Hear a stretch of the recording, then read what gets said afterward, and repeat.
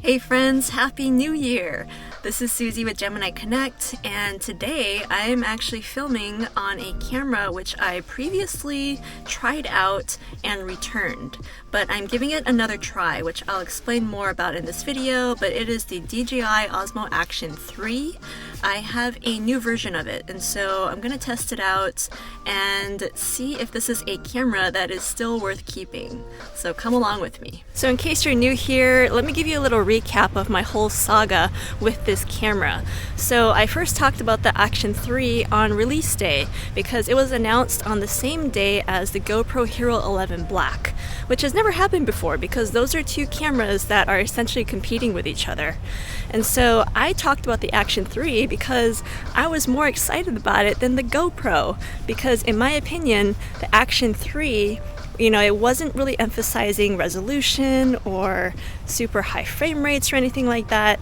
Instead, it was focusing on usability features, which is something that, in my opinion, GoPro really needs to start to step it up. And so now that I have the Action 3 again and I'm starting to use it, it's reminding me of some of those features that I've really been missing on my GoPro, such as having that front-facing touchscreen, the ability to connect an external microphone without having to deal with an adapter, the magnetic quick release in horizontal and vertical mode, the built-in zoom feature, and most importantly, the lack of freezing bugs or overall issues with the camera. But for all of the good features of the Action 3, there was one pretty big problem.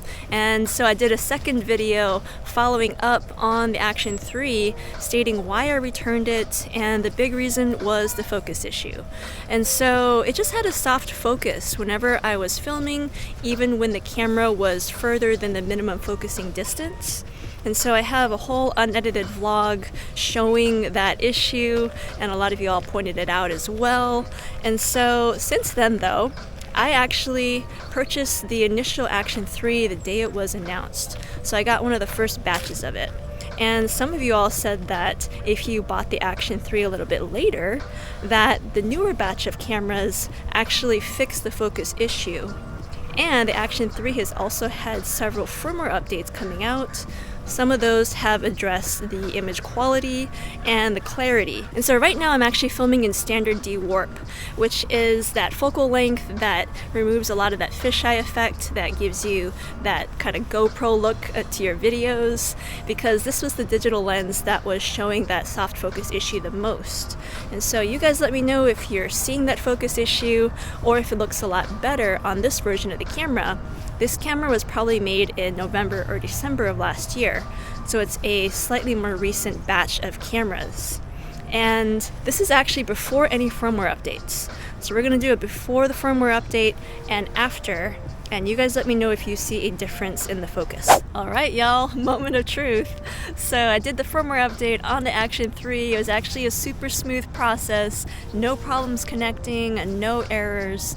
So we've got the latest firmware on my latest version of the Action 3, and so I'm now shooting in 4K 30 frames per second with Rocksteady on and shooting in standard D-warp. So I am most curious about the focus. Again, I will talk about the additional features that have been added with that firmware update. But to me, the biggest issue is going to be that focus. So let's do a little bit of testing here. I'm going to transfer hands, we're going to walk for a little bit. And so you let me know if you see the focus, if it's there. I've got my arm fully extended, so we should be well out of that minimum focusing distance. And so this is what it looks like.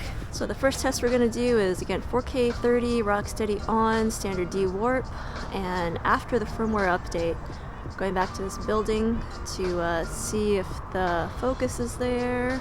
Alright, arm is now fully extended, so we're testing out dynamic range as well as the focus, and so this is what it looks like. And now back to our initial shot here with the building behind me. So standard D-warp, Rocksteady on after the firmware update. Hopefully I'm in focus. I'm really hoping that this is going to do the trick here.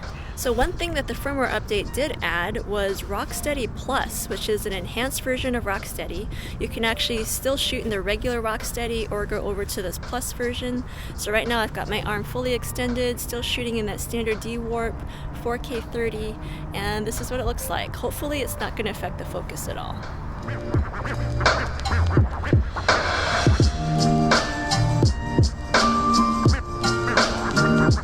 Alright, next test, 4K 30 Rocksteady Plus and the wide lens.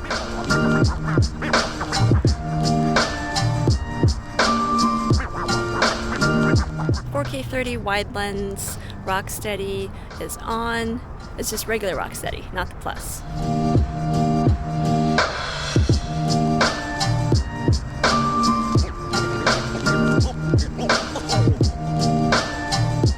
.4K 30 ultra wide Rocksteady regular, and this is what it looks like.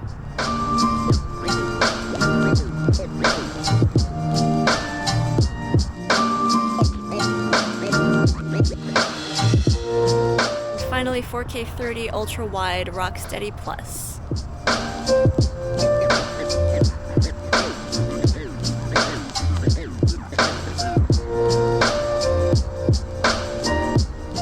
Finally, this is a 4K 60 frames per second Rocksteady Plus. Enhanced image is on, and this is also standard dewarp. So yeah, this is the highest resolution possible on the Action 3 after the firmware update. So let's see if that's affecting the image quality at all. So let's do a little test actually and just go for a little walk. So right now I'm just walking pretty normally. I'm not really making any effort to stabilize my movements, and this is what it looks like. I'm pretty excited for this Rocksteady Plus. I actually think that in theory this is one of the most exciting new features of the Action 3. Alright, so our last test here is going to be testing out that Rocksteady Plus. So shooting in 4K 30 with the image enhancement off. I'm going to go for a little run here and see. Oh, again, really hard to get started.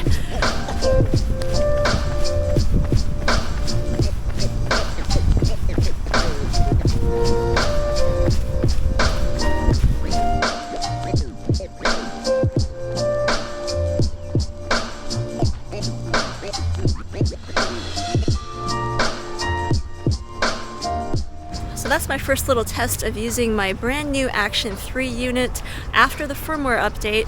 So you know, I have not yet looked at the image quality. I don't know what it looks like, but you know, as long as the focus was fixed, then I really think that all of those usability features that I mentioned before really position the Action 3 to be a great alternative to the GoPro, a cheaper alternative in fact. And so let me know what you guys think in the comments below based on the footage that you saw. Do you see any change in the focus? Do you think it's any better? I'm really hoping so.